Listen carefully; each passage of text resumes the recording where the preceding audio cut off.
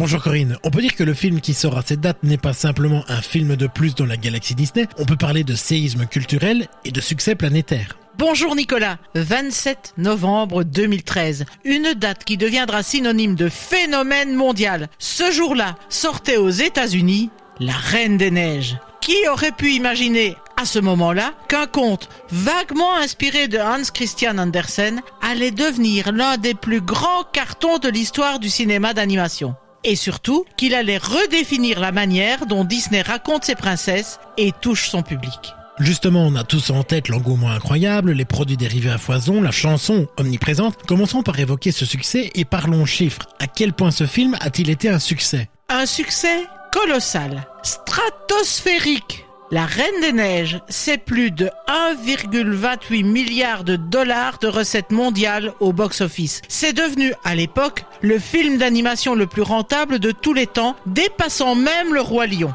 Mais ce n'est pas seulement une réussite commerciale, c'est un raz-de-marée culturel aussi. Le film a gagné 2 Oscars, celui du meilleur film d'animation et celui de la meilleure chanson originale avec Let It Go, le célèbre « Libéré, délivré » en français.